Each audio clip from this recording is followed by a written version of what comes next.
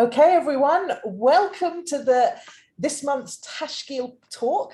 November is Design Month here in Dubai, where Tashkeel is based. This year is particularly special as it marks the 10th anniversary of Tashkeel's commitment to the UAE design sector. Yes, we've been investing and supporting in UAE design for 10 years. Now, just as we are pushing the boundaries of design here in the United Arab Emirates, there are other pioneering protagonists across the Arabian Gulf and beyond, whose narratives are equally experimental and adventurous. The focus of today's Tashkeel Talk is dialogue, democracy, and design. And just a small side note there, this talk will be recorded for archival purposes. Bahraini Danish Architecture and Design Studio was established in Bahrain in 2016. Their focus is on collaboration with local artisans and craftspeople to produce and craft objects and spaces. Their work has been presented around the Middle East and in Europe and continues to make its way into the world. So, live from A'ali in Bahrain and Copenhagen in Denmark, please welcome Batool Alshaikh, Maitham Almubarak, and Vennerstrøm. Hi guys, how are you? Hello. Hi. Good, how are you? Good, good. We're really excited about this talk. So, Batool, I'm going to hand over the reins to you. Fire away when you're ready. For all those who are watching, please add any comments or questions in the chat. There'll be an opportunity to ask questions at the end. And enjoy. Yallah. Hi, hello, good evening, everyone. My name is Batool Alshaikh, and I'm part of Bahraini Danish together with Vennerstrøm, who will join me later in this talk, and Maitham Almubarak, who will join during the discussion later. So as Lisa said, Bahraini Danish was established in 2016, very spontaneously and out of the pure desire to discuss, make, and create.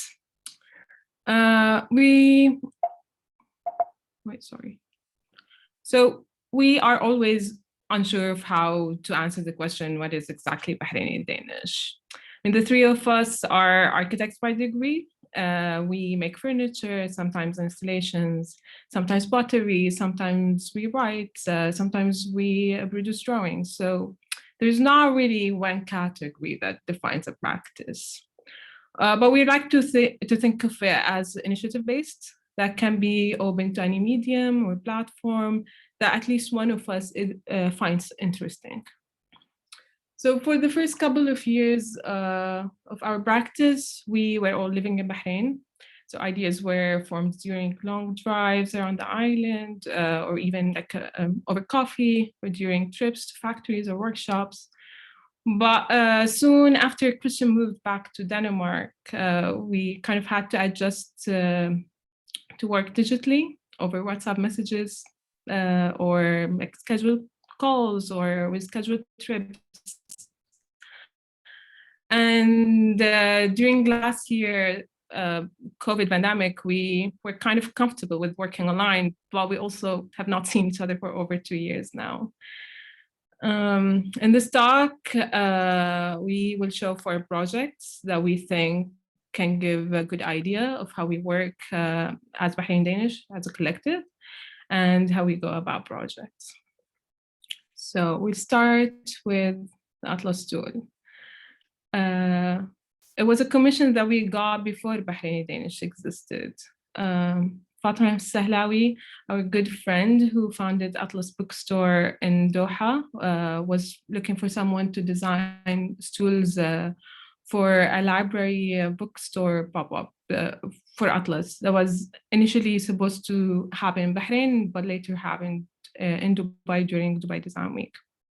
Dubai Design Days, I think. So she came to us to suggest someone to design the stools for her, and we nominated ourselves. And lucky for us, Fatma accepted. So prior to that, we had only made a table, a coffee table, now known as coffee table number 1. And for that, we had the opportunity to use leftover aluminum sheets and a couple of hours to some drawings, and we got it done. But for Atlas, it was a proper commission. We had a brief to design a stool in wood with a shelf, and the result was that we needed to have 14 pieces to be produced. So we knew we wanted to work with solid wood. We knew that we wanted to draw it digitally and cut it and later send it to a craftsman to finish it in like a very basic mortise and tenon detail that cannot be done by computer, and that the craftsman would give it a life that computer cannot give. So this was our first encounter with the craftsmen that we usually work with. We worked with since Atlas and up until today. The three of us got together. We sat together in kind of a we had some kind of a workshop setting that we usually call an exercise, and later came together, put all the drawings together, and democratically voted on which one should make it to the final. So Atlas is made out of 4 pieces of solid teak connected together with an ellipse-shaped joint. The stool can be assembled and dismantled easily and can also be stored flat. So Atlas is made, for the first Atlas that we did with Fatma, we made 7 different versions. We made 2 of each with a low shelf. But Atlas today exists in 2 forms, a more defined versions of the one we did in 2017, and with a high shelf, now known as Atlas 02A and 02B. And the one on the left, the 02P, is now part of the Middle East collection at the V&A Museum in London. Well, it's also important to mention that up until the last minute of having to announce the project, we were not settled on a name for the practice, but we had always had these conversations about our cultural differences and the relationship between Bahrain and Denmark, be it in archaeology or art or music or even their prediction. So we thought Bahraini Danish is kind of fitting.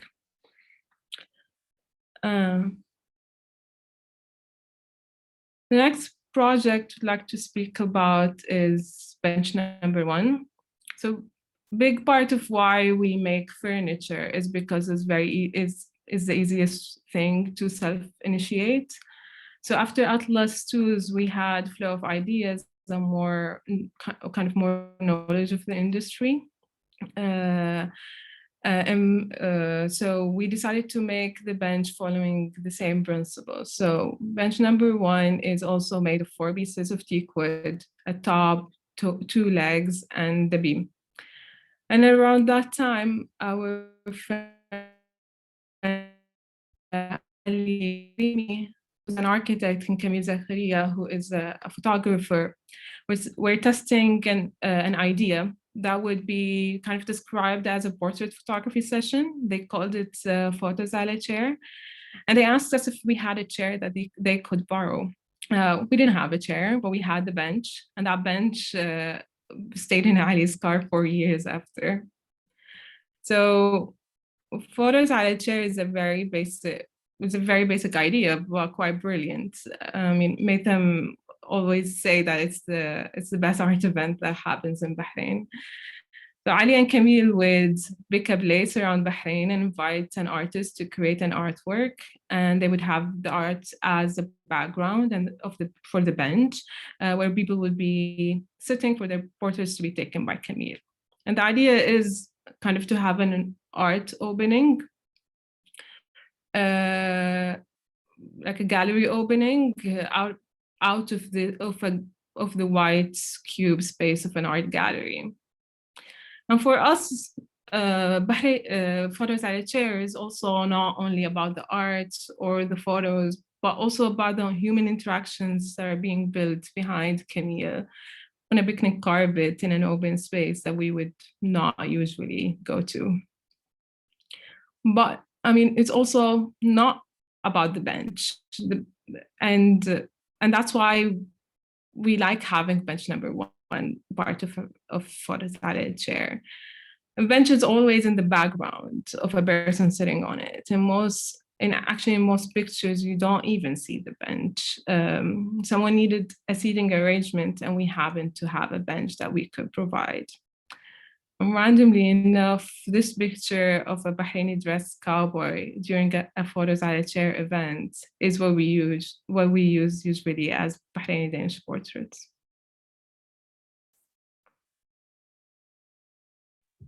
Yes, now I will continue on the next project. And I will let you know when to change Batool. Okay. Yeah. The next, you can change. Actually, yeah. So I'm just going to give an introduction to the project. In early 2018, while I was still living in Bahrain, we were contacted by two Danish brothers, Mathias and Nikolaj Jensen, who asked us to participate in a project in Denmark that they were working on. And the project they were working on was a very thorough or very sort of big renovation of the Prime Minister's official residence. And I'll just try to give some background on the project. In 1961, Marienborg, which is the name of the residence, was donated to the Prime Minister's office as a testamented gift from the Supreme Court attorney who was called C.L. David. It was intended as a summer residence and as a sanctuary, but nowadays it's used more as a workplace for political meetings and for welcoming foreign head of states. The residence was in need of a renovation and a refurbishment, and had needed one for quite some time.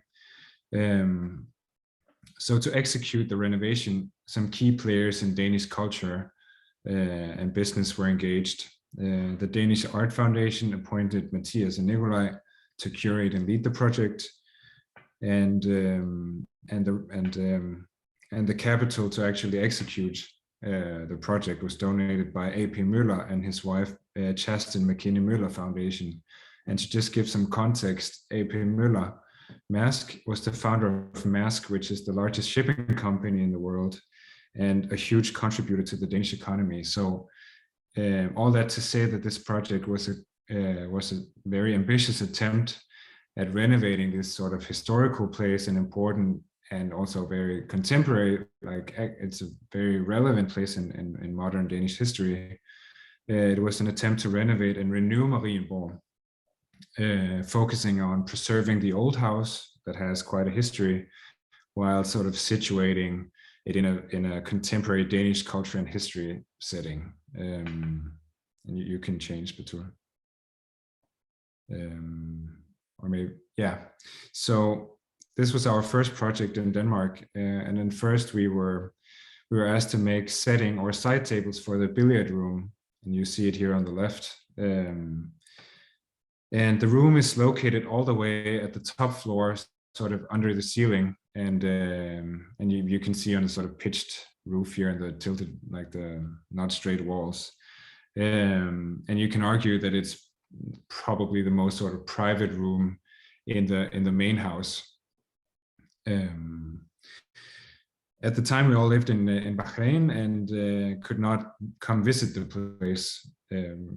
So recently, before that, we had taken part in a show in Milan that investigated the notion of not knowing the place you're designing for, which is probably more common in design than it is in architecture. For that show, we designed a series of 5 tables that were scattered around the floor while still aligning themselves to an invisible square or future context, you might say. And so in theory, that way the tables would always sort of be able to order themselves regardless of the place that they're in. So whether you have a narrow space or a wide space or small, large, or rectangular or square, you could always sort of fit it in. And if we take a look at the plan on the right, you can see how you're able to draw sort of an invisible square around all the sort of cut edges of the rectangles of the table. So, but they were actually designed for somewhere else, or for this sort of hypothetical space. But when we got the brief, we thought, okay, this is probably actually quite a perfect match, because when you play a game of billiards, you move around all the time to find the perfect shot, or you look for a place to sit down while your opponent makes a shot. So in that case, you might say that 5 side tables for a small room like this is maybe a bit too much, but we sort of like thought that it's actually nice because there's always a setting table at hand, and you can also sit on them. But I think the most important thing to notice here from our perspective is how everything normally is orthogonal or 90 degrees, while the furniture we've made here sort of manages to sort of turn themselves away from that principle and sort of open up the space of the perspectives of the room. And they're made, maybe you can slide through the images, Batool, so we can see. Yeah, here you see how they're connected, that it's a sort of, again, the mortise and tenon joint, but sort of over exaggerated. So you have the feet with the legs, and then you're sort of connected to with a tabletop that slides on top of the tenons that you see. And it's made in this green sandstone that we chose to sort of connect with the garden outside, because it is a room that has limited views and limited light, while actually the place is totally surrounded by greens. So this green stone, or subtle green, might sort of connect with that. Yeah. So yeah. Now so it was sort of a 2-part project. While first we were asked to do the side tables, and later on we were asked to do the entrance table, which is arguably a more prominent place for furniture, because as before mentioned, it's where you receive guests for the official residence, and we were asked to do this entrance table for the guest book. And the sort of side story to this, or something I think that sort of also lives on in the table, is that C.L. David, who donated the house to the Prime Minister's office, was a very wealthy person and developed an interest in sort of collecting ceramics from the Islamic world. And he now has a very sort of vast collection that is now a museum sort of in his name in Copenhagen that you can go and see. So he sort of had this sort of quote unquote more sort of open approach or open interest in other cultures. And I think the curator sort of wanted to sort of cast light on that connection that the house has to him, or just to sort of that connection or that link. And I think that's why we were asked in the first place. But as you can see here, the table, or this part of the project, is composed of this entrance table that has a sort of like pedestal look. It's composed out of 2 volumes. One where you have a small closet where you can put a vase, or you can put the guest books in the small compartment. And there's a small umbrella holder as well. It's made out of wood. It's made out of pear wood, which is the first time that we try working with a material that's sort of like European, continental or local to a European context. And we're making it together with Danish carpenters, which is also a sort of first time around. But you can see it has sort of like, it's a little bit more complex as it can open and close, but it's still sort of a simple principle. It's stacked into place, so you can actually remove the top just by lifting it off. And yeah, so the palm trees was sort of a thing that was added later on. At that time, we were actually doing a workshop at the V&A in London. and we were sort of designing the tables, or this table, after hours, I remember. And we had the volume in place first, and the principle of opening and closing, because it sort of speaks about this ritual of arriving. So whenever there are guests, you can open it and place the guest book, and you can take it off again. But from a design perspective, it was still a bit too simple, maybe, or a bit too sort of unapproachable. So we had sort of this idea of engraving or sort of hand carving small palm trees into the surface to sort of open the volume or open the object a little bit more, so light would catch it a bit differently. And it's sort of a reference to the region, let's say, or because a palm tree is not regional or local to Denmark, but it is to Bahrain, and specifically to Bahrain because, at least to my knowledge, is very, or sort of has this reputation, or sort of in history has been this this place that is rich on sweet water, while it was actually a very sort of lush island at some point. So, and it has this sort of still, you know, we saw the coin before. It's something that was sort of like very present, at least to me, and very different from where I come from. I don't know if you want to add a few more words of maybe the history of the palm tree, or like, you know, a meaning of it between. I mean, yeah, I mean, we're very interested. We like to look at maps, and we were very interested in how palm trees were inscribed in archival maps, and so we also wanted to treat, I mean, as you see in this map, but we also wanted to treat the beast itself like a map. So we, I don't know if Chris, you want to? Yeah, I can jump back in. Yeah. I think in most of what we do, there's this notion that it sort of has, there's always something more than the work itself. And here, I think we sort of, or there's something that sort of falls outside of it. So the work is in a sense sort of cropped or cut in a way. So there's something that falls out of the image. And in this case, I think with the map in mind, or with the sort of like hedge that we know from architecture, we had to sort of like draw a form around it to sort of say, okay, we're cropping the map here. So this is sort of, maybe it could be a piece of a place. It could be a map. So if you continue, Batool, here you see the tabletop, which is sort of unfolded. So if you take all the surfaces of the entrance table, you would sort of get this landscape in a way.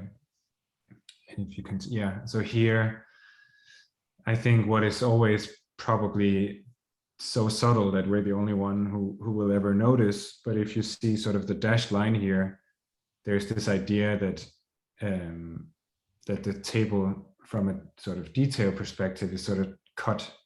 So it's against the surface, or this is the back of something. This is where it's not detailed.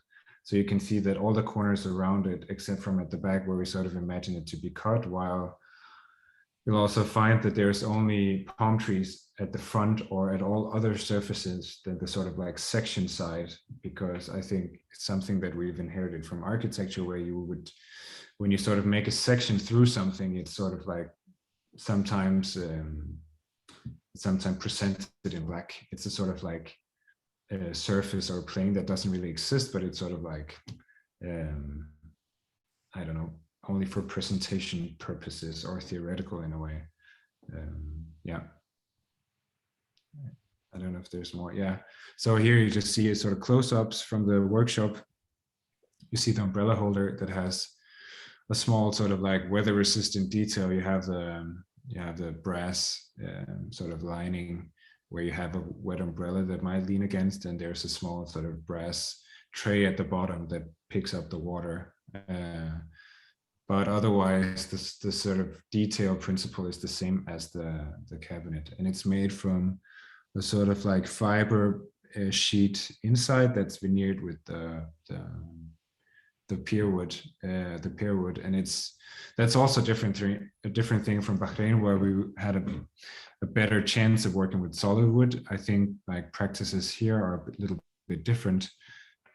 So we had to sort of also reconfigure our way of thinking about things. So we were just thrown into this process of working with an entire new material and a new way of making. And you can see here a close-up of the detail, like the palm trees that are sort of scattered across the surface. And here you have this little knob that sort of like makes the tabletop fall into place. And I think, I don't know if I'm revealing too much, but we were in London at the time and we were looking at like things for inspiration. And I think sort of the way the Stonehenge comes together, it also has this, it's not only like stones stacked on top of each other, but there's this sort of like mortise and tenon detail, which is completely over dimensioned, but it sort of works in the same place that you lift something in and it locks. Yeah. And here you see it in the entrance. I didn't manage to get a lot of good photos, but these were the ones that I managed to take away. And here you see it at the entrance, closed and opened.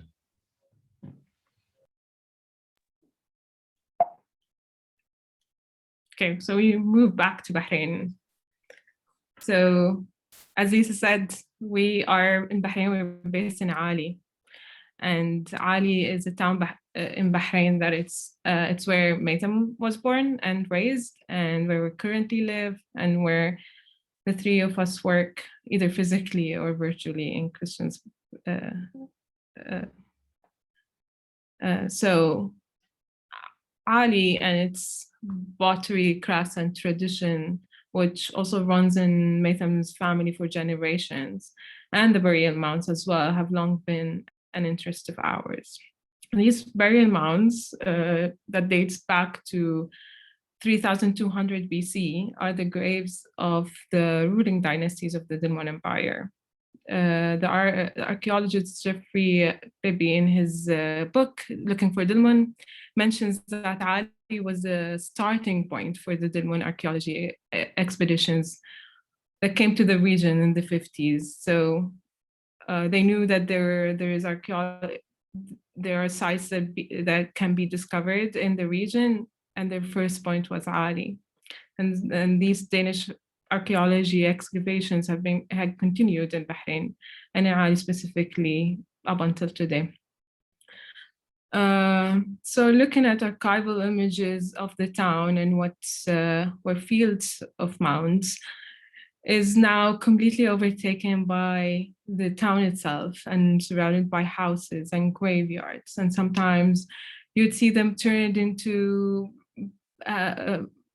gardens of the back of houses, and sometimes you'd discover that they were partially removed to make ways for cars or for new houses. And this site in A'ali specifically is part of the UNESCO World Heritage List and was inscribed in 2019. So the A'ali research for us is ongoing, and we never imagined it to have a full stop. So we tried to approach it from different angles. We looked at images that I showed before. We looked at maps and writings, and we also interviewed people to know more about the town, and we also photographed it intensely. We were very interested in the growth of A'ali as a town versus the existence of these monuments-like mounds in the middle of it. We're also equally interested in the small pottery crafts and tradition, which kind of forms the village core versus the ongoing urban expansion.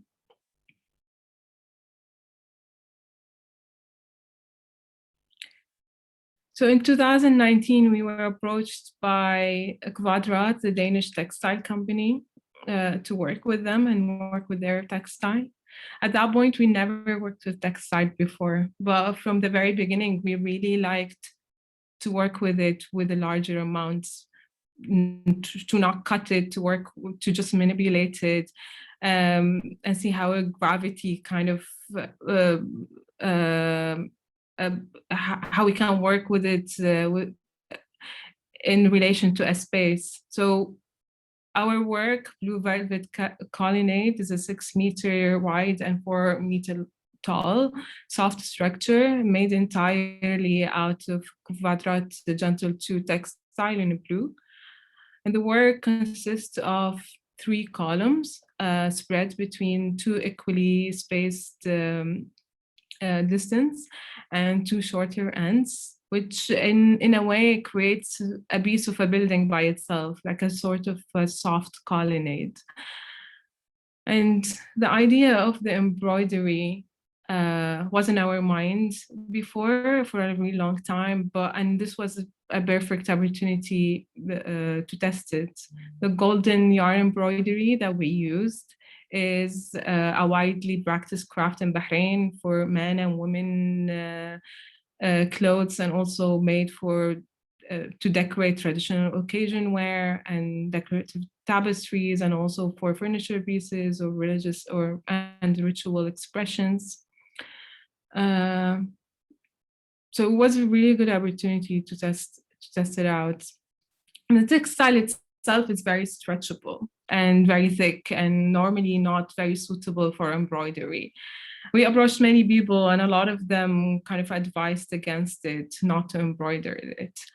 But we finally found someone that we could that took it as a challenge, and we also, we also started a very good relationship with the craftsmen that we still work with today.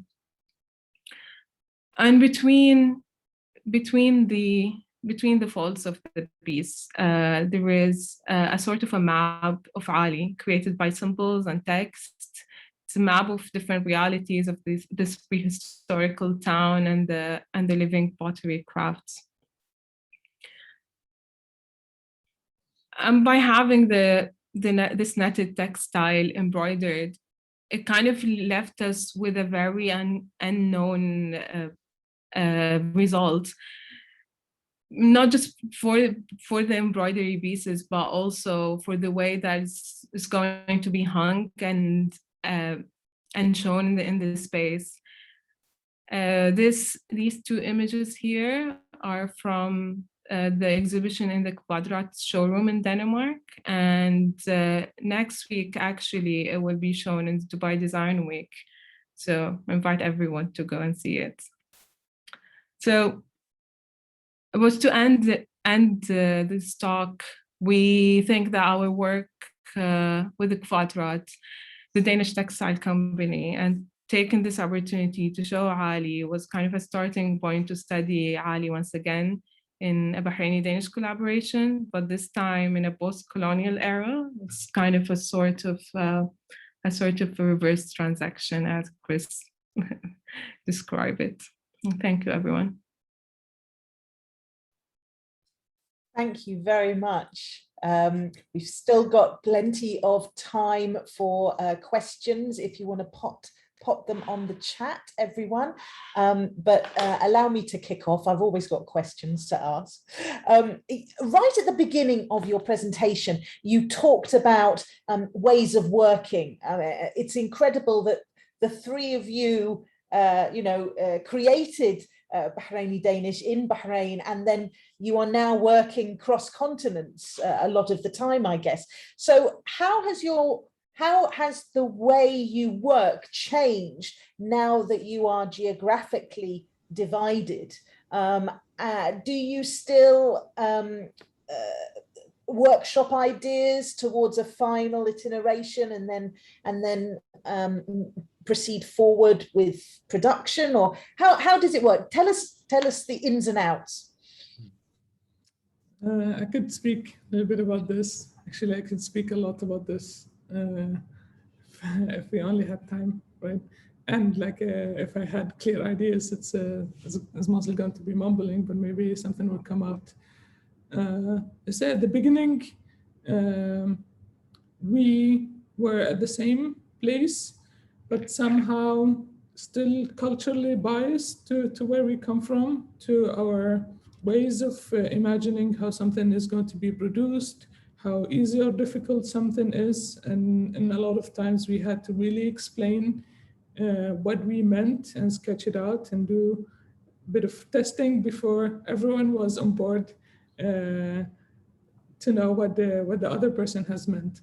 And then we have 2 years of this until we gradually start to align in our thinking, and we start to almost finish each other sentences, and one sketch could, immediately be understood by the other person.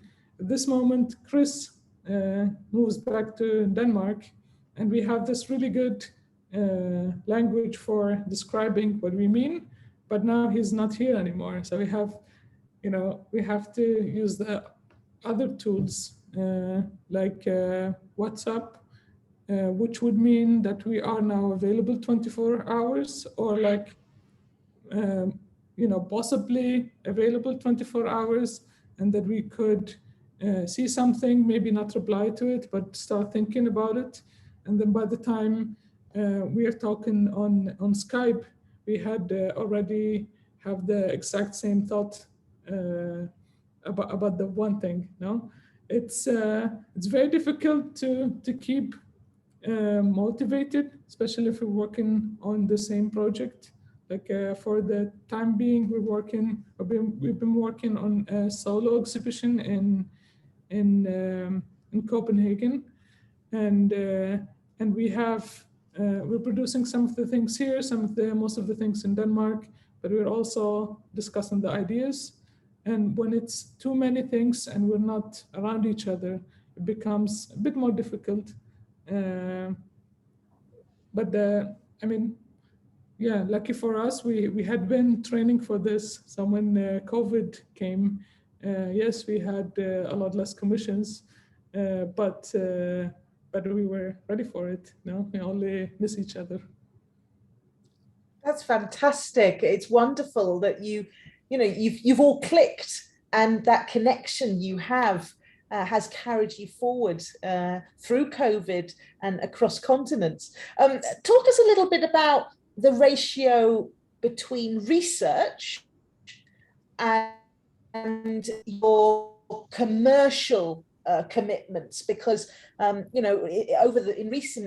over the last year, 18 months, it seems that you've gained a lot of media attention through your projects, Kvadrat included.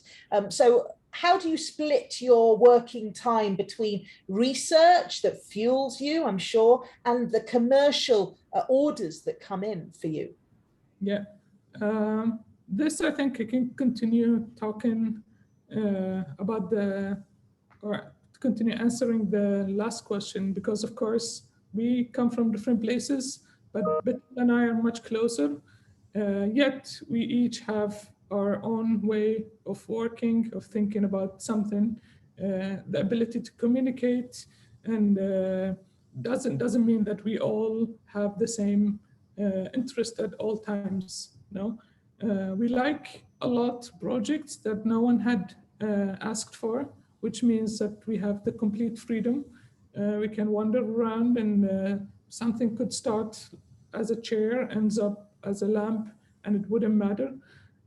We could make it now, we could make it later, we could think about it, we could self-fund it, we could wait for a client. But we also like to discuss things. And I would say most of our research is informal, is mostly a conversation between us. And this also has to do with our name, which started kind of as a half joke that turned, into a chicken and egg question. Is it Bahraini Danish to be Bahraini Danish, or is it Bahraini Danish because it's Bahraini Danish? And what we actually are looking to do in the next few years is to make it more of a self-fulfilling prophecy, to make a truly Bahraini Danish collaboration. We had before collaborations on many things, like Batool had mentioned, in milk, in dairy production, in archaeology, in architecture, but it's almost always one directional. And And our practice, we hope that it's this time truly a collaboration. It certainly appears that way, a two-way dialogue, as you say. Lujain Rizk, who's a fantastic designer based here in Dubai, has asked, I'm curious to know how you derived the forms for the Atlas stalls. Could you talk a little bit about that? Yeah, should I go ahead? Go ahead. Yeah. Hi, Lujain. I think it's a good question, and also a question that I don't really know how to answer in a sort of really meaningful way. But I think at the time, I think we were presented with a lot of, or like surrounded by a lot of sort of similar form work or formal language in a way. But I think what really sort of explains the sort of more free form approach to design is actually because of the constraints we were sort of faced with for production. Like we had already decided on the material, and sort of it's, let's say it's easy to find CNC milling or routing as a craft in Bahrain. It's sort of it's a thing you can do that in most places, and we already had a good contact. So we sort of knew what tool we wanted to use, and we had the material. And when you buy a teak plank, it comes in sort of like, it only comes so wide and it has a certain thickness. So so these constraints were given, while when you work with a CNC, you don't really, you just give the template through your software. You know, you draw it out and everything is sort of planned prior to sort of the real production. And we thought, okay, we can actually make various tests in one go. Like we don't have to stick to one type. We don't have to sort of decide which form is the best one beforehand. We can sort of say, okay, if we decide on the joining principle, and we sort of more or less know how big a stool we can make with the sizes of the material we have, then we can sort of like vary everything in between. So you have these sort of connection points that you need to fix, but everything else is open. So I think it was more sort of let's just test everything. And at the beginning, the pop-up thing we did for Atlas, I think we had 7 or 8 different types, and you know, that was a test. And now we had a look at it again. We narrowed it down to 2 that we think works, or like we redrew it. So I think this sort of stemmed from this more sort of a liberated place where we didn't really think about whether it was a good form or not. It was more sort of curious to see what would come out. Curiosity is the fuel. One thing to this discussion, because at the beginning we didn't know, we have not made anything that we can refer back to. We had not a solid foundation for what we were making. We had no objective of what we wanted to come out with. But we knew one thing, we knew that we could trust each other, you know? So we came up with this system where anyone can suggest anything, no matter how they felt it sounded. It could you know, sound stupid to you, but you could still put it on the table.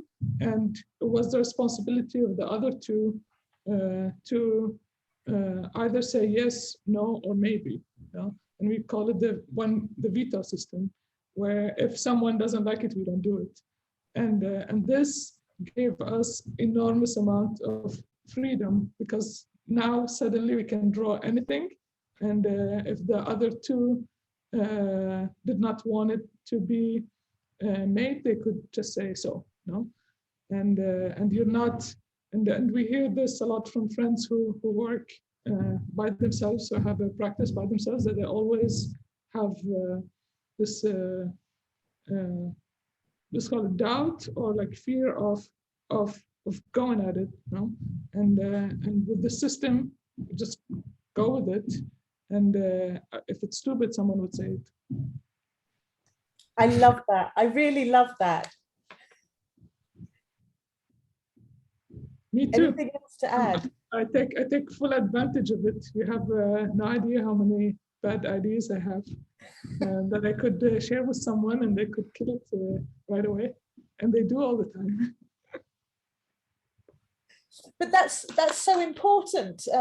Trust is integral, and also failure is so important. At Tashkeel, we love failure. To fail better is to progress in one's practice. But as you say, doubt and fear can almost can invade your senses and constrict you from moving forward. So it's fantastic that you are pushing that message out of trust.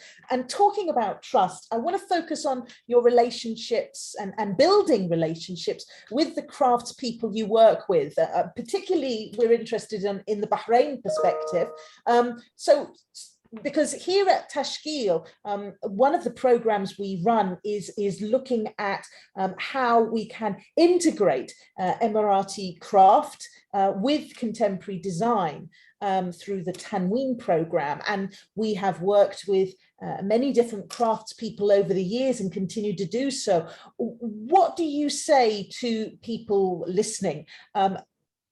What's the top tips you would give for working with craftspeople and establishing that initial relationship that will hopefully blossom? In Bahrain, we don't have, we now starting to have it a bit more institutionalized, or with support from especially Bahrain Authority for Culture, that is had established relationships with craftspeople, and would always invite designers to be, and the authority would be in between them, kind of the middleman between them. Although that's very nice, our approach is very, very different. We like to go immediately to the person. We like them to influence the work as much as we influence it. It could be very difficult to communicate some of the ideas. Like our carpenter here, when he first saw the shapes, he could not understand the logic behind it. And we'd have conversations about, there's no logic behind it. It's just forms, no? You sit on it, but doesn't matter if it has this form or not. So he would return the question, what does it matter if you had the form? Why don't just do it straight? And I could do it here all by myself. You don't have to go to the CNC cutter, no? And then this question, although we would continue with this project, it would come up again in our discussions. Without him, later on, we'd be thinking about what he had said. That's one part of it, that's the exciting part of it. The not so exciting part of it is that it's usually not as organized as big workshops. For example, we were trying to do one table with our carpenter here. The material sourcing or the schedule keeping and the pricing and this kind of things could get in the way. At the meantime, we were working with a furniture producer in Dubai, actually. And it was a lot easier to communicate. We'd send out the drawings, and then a couple of days later, we'd receive photos of mock-ups.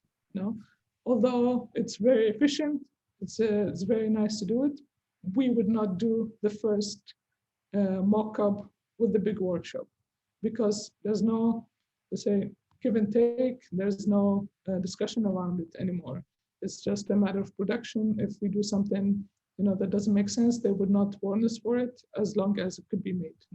So I'd be talking technical with them. While with the craftsmen, you talk technical, you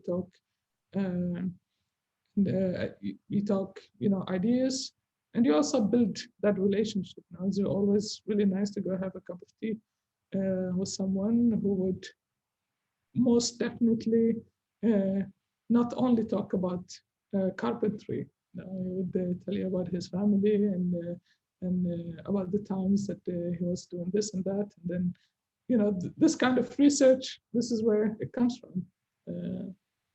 And also there's an economic argument for that as well. You know, it's important that the design sector here continue to support craftspeople in their businesses. It's a tough sector to be in at the moment, isn't it?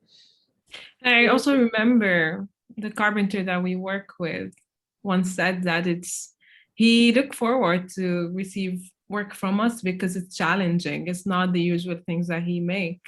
And he wouldn't usually get these kind of commissions. So, I mean, I think also new work is very important to craftsmen to develop more skills, like to develop their skills, I guess. And yeah. We have a, sorry. We're currently working, and this been, maybe it's more of my interest that I share with the rest of Bahraini Danish. But we've been building slowly a relationship with the pottery craftsmen in A'ali to start to come up with new things. And as Batool has mentioned earlier, my family owns part of those workshops. And whenever I ask my uncle to do something with him, he says, yeah, why don't you learn and do it yourself? So that's where we are at the moment. This is where I could drag you, no? I have fond memories of visiting A'ali pottery when I lived in Bahrain, I have to say. It's a brilliant place. I think maybe I just want to tie a comment to that one, because I think it refers back to your earlier question about the ratio between research and business. And I think it's not really, I think Bahraini Danish, if it was entirely a business plan, I don't think we would be around anymore. Like it would have failed like a long time ago, because it's totally driven by this sort of, I think, the learning process. So I think every time we do something, whether it be something business related, or if it's not a commission, I think the research is just in the doing. And I think that also relates to how we work with craftspeople. It's sort of a conversation that has to start somewhere, and then you sort of build on it. So as you said, like, you know, you need to fail. And I think that's the starting point for these things, that you make something and then you sort of, you know, either you correct the mistakes you felt like you've done, or you see potential in all the things that went wrong because you couldn't imagine those. And I think that's what I feel like is sort of similar to my experience in Bahrain and how I also work with craftspeople here. The sort of like process is the same. Like you don't necessarily have the same idea about the thing that you're collaborating on, but in the making, you understand that and you get new ideas together also. Or you learn from them because they're also a huge capacity of knowledge, right? So yeah. It's far more nourishing, and I guess it nurtures you on an individual level in other aspects of your professional careers as well. Definitely, yeah. We've got a question from Salim. Do you prefer any particular material that you like to stick with that defines your studio? You mentioned earlier pear wood, and you know, is there any specific material that you focus on? I wouldn't say so. You guys can pitch in, but I think maybe the most defining thing is that we don't really have we don't really have that. It's sort of like it's by coincidence most of the times, and I think you know, it's either what's available or does the client come with an idea beforehand. I think that's been the determining things, and now I think it's a little bit different in the Danish context where things are more expensive to come by in terms of producing prototypes and so on. So I think economy also has a play, like what are the constraints and how can you be inventive with that? Like how can you be inventive with solid wood or a sheet of plywood? I don't think it really matters. I think it matters how we position ourselves to challenge the material we have. And I think maybe that's what sort of shines through. We also really try not to waste any material. So if we're working on a project that has any leftover material, we try to come up with an other idea to just use this material and not let it go to waste. And so if you would see like a couple of projects that's come right after each other with the same material, just because we don't want it to go to waste. Talk a little bit more about sort of the focus on sustainability. I mean, this is a major issue now, particularly I feel in the Gulf, in the UAE. As we've come out of COVID, there is not only a greater appreciation of UAE made design and the need to stop importing and focusing on the capacity that this country offers, but also looking at the natural resources of the UAE, how finite they can be, but also how rich they can be, utilizing the natural resources that grow here. What would you say? Do you have does Bahraini Danish have a policy on sustainability? How do you embrace it within your practice? Or is it still growing, for example? We're aware of it, no? Yeah. But we don't have, the 5 points of green design, or this kind of policies that bigger companies have when you have more employees who have to align the thinking in a certain way. We absolutely don't have that, and we don't think for our purpose it works. Yeah.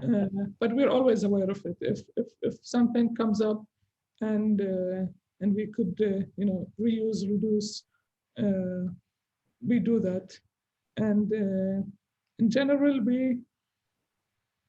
you could make a lot of things sound more green than they are.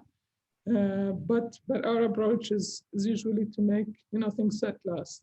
If we can make a stool that will last 50 years instead of 5 years, then it's worth making. If it doesn't last that long, if we have to trash it, then we would not be so comfortable to make it. So far it's been by feeling, I would say. It's common sense. Yeah, I would say so. Yeah, once you start to, you could use recycled material, but if you make, an IKEA cabinet with the recycled wood that can only last for 6 months before it breaks, then you're trashing that recycled material. So that all that effort is to nothing, and it only sounds good.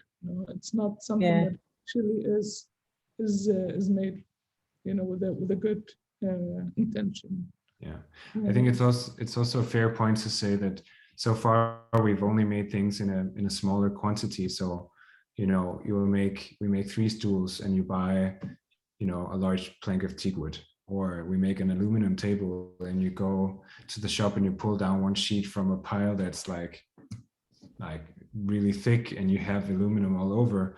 But I think when we're recently starting to scale up the quantities, it also dawns on you that it's only really it feels innocent or uncomplicated because they're few. So I think it's also something that we're growing or facing, that we haven't really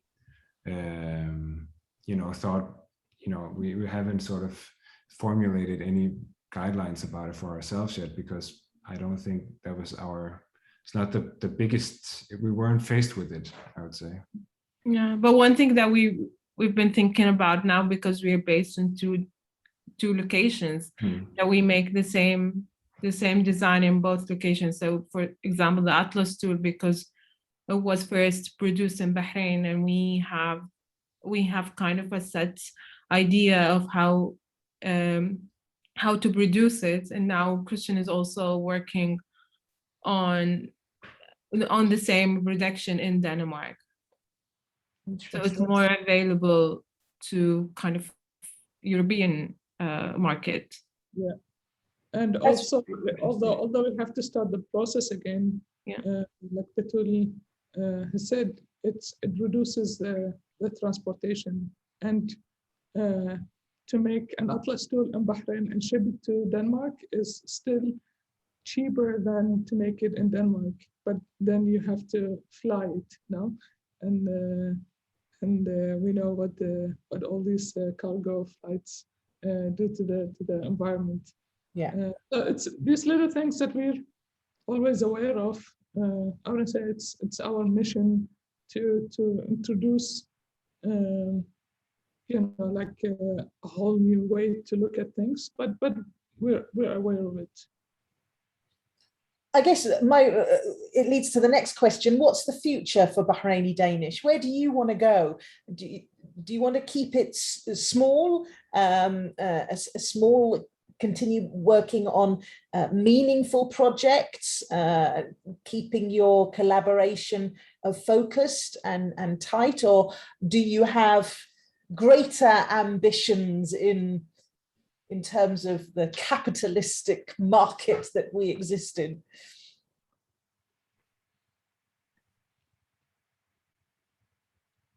Okay, could it be both? Of course.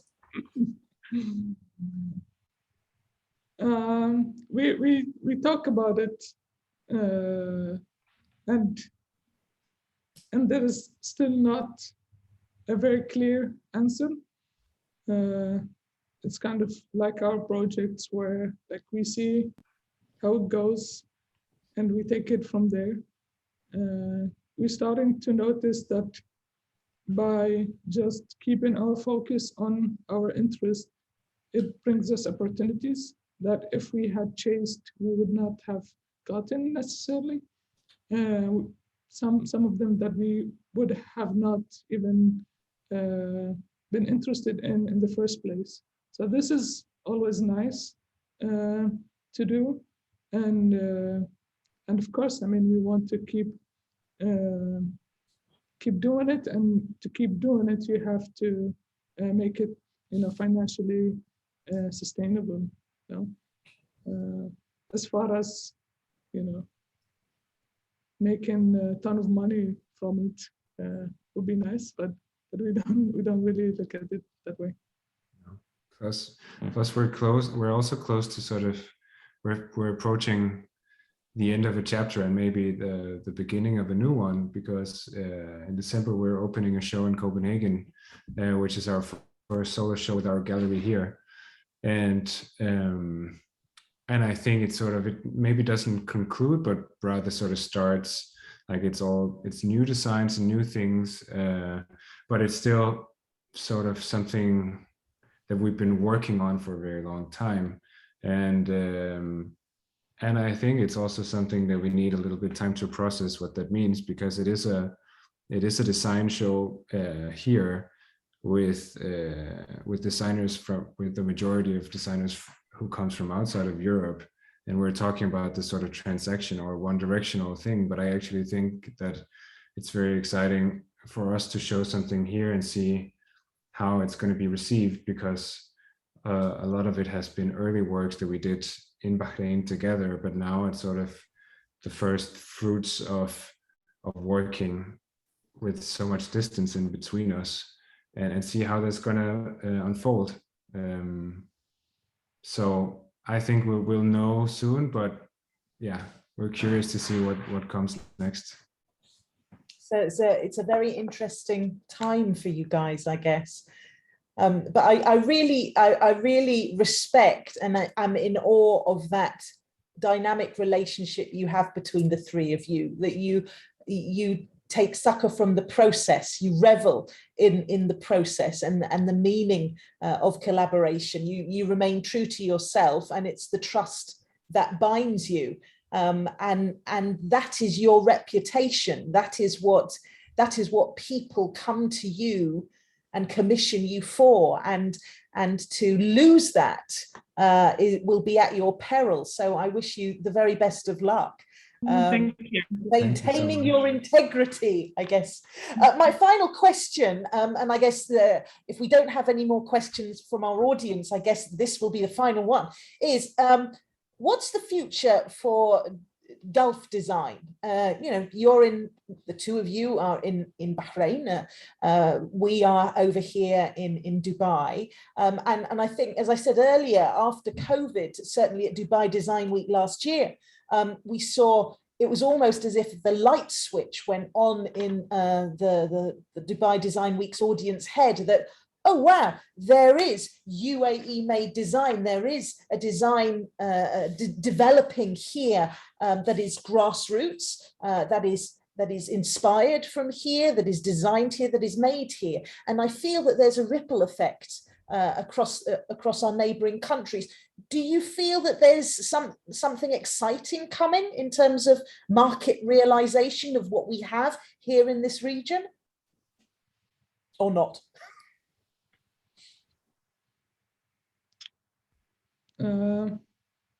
Yes, I think not only in design, but in general, the Gulf has always been, and this is an interest of mine to look back at, you know, the history, but in our case, the recent history, because, and I always, whenever I meet someone who's not from the region, I keep on reminding them that we are only countries since the 70s. No, we are only institutionalized since, you know, one generation. We are now the first generation who had lived fully in these borders. No? And you know, to come from being very isolated from what goes on internationally to this is not an easy task. And of course, you know, 5 years ago, I would have told you that it's still a long way before we see Khaliji designers contributing to the international scene. But now I say yes, and it's not only going to be in Dubai anymore, and it's not only going to be important things to Dubai, it's going to be from Dubai to the rest of the world. Absolutely, fantastic sentiments there. All right, Christian, Maitham, Batool, thank you very much for your time. Really, we hope that we will see you soon. Are you coming to Dubai Design Week? No, unfortunately not. But very soon, I think. Please let us know when you're here. We'd love to meet up, and thanks for the person.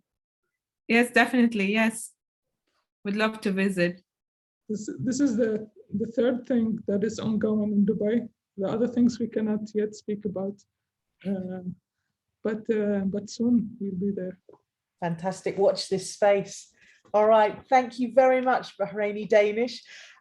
Join us next week for the online Tashkeel lecture with Irene Roca Morasia on her personal research journey around sustainable and regenerative design in architecture. Earlier this year, you may have heard about her collaboration with Bridget Koch on bioconcrete from weeds and crayfish that hit the headlines earlier this year. And she also followed that by releasing a modular furniture collection made from discarded materials. So that's going to be next week, Monday, the 8th of November at 7 o'clock. And our next Tashkeel Talk is entitled Beyond Sustainability. And that's with the wonderful UAE-based architect, Jonathan Ashmore. He's the man behind Al Faya Retreat in Sharjah. He'll be exploring how and why architecture and interior architecture should be of place, locally sourced, socially and community engaged. That will happen on Tuesday, the 7th of December. But from everyone here, Bahraini Danish and Tashkeel, thank you very much for watching, and see you soon. Thank you, everyone. Bye-bye. Thank you. Bye.